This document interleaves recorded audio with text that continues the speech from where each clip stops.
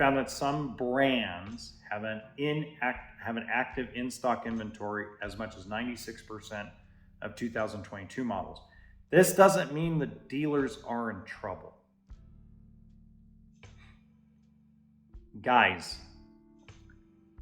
first off, we all know that parts, getting things during lockdowns, after lockdowns, was virtually like David versus Goliath. It was like David was the builders and Goliath was the COVID virus.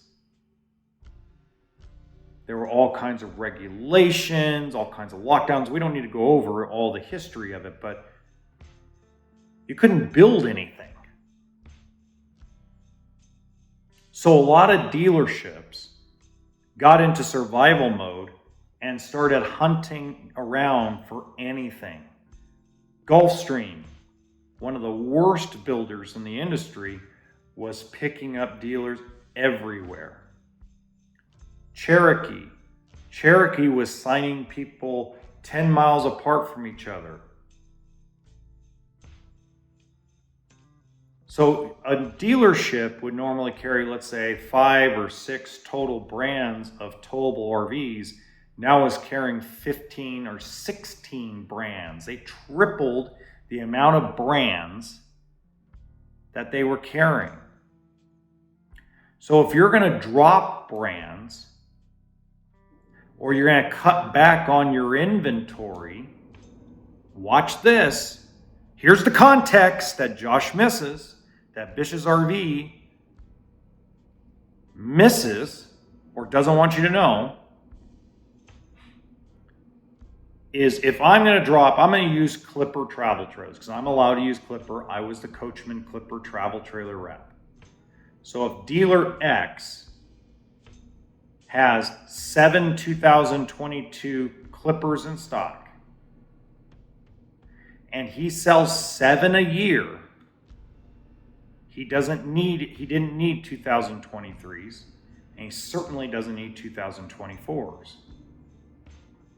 Now it is a possibility because the inventory isn't moving. He's having a tough time moving it. Maybe there's issues between the builder and the dealer. They might be dropping the product. You don't think that dealers are dropping product? Dealers left and right are dropping product. So of course, it's going to be 96% 2022s.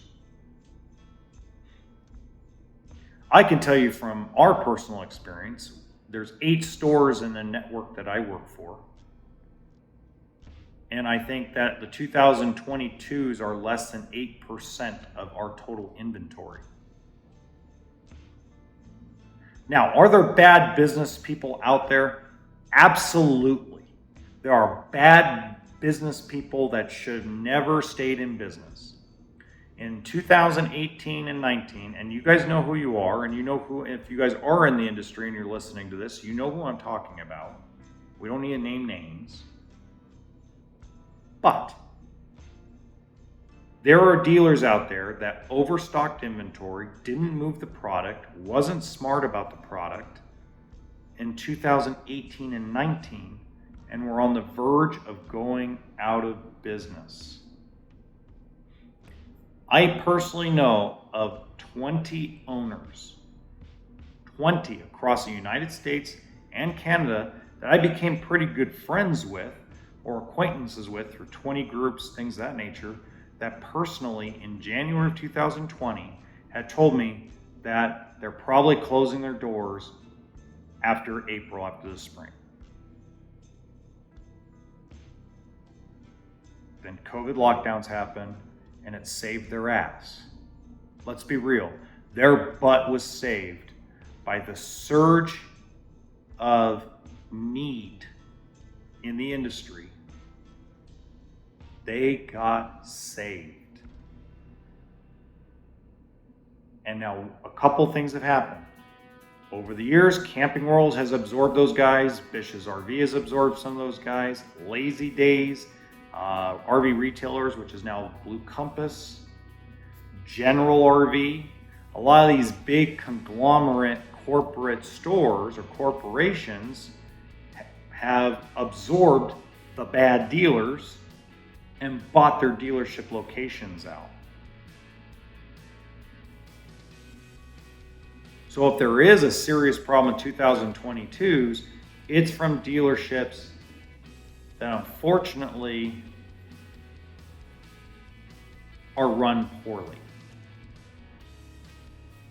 And that's not to knock anybody, man. That's the absolute truth. If you're a consumer and you go to a lot that has 96% 2022s across the board, run.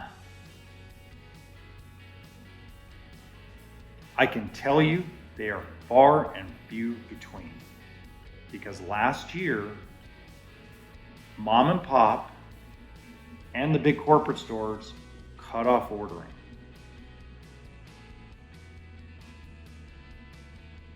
Now I want to throw a number out there. The number is 400,000. A normal market between 2016 and 2019 hovered around 450,000 units being shipped. 1 year it was like 406, 1 year it was 488, 1 year it was 490, 1 year it was 448. Right around, if you average out the 5 years between 2015 and 2019, 4 years, it ravages right around 450,000 RVs shipped, towable, motorized. Okay?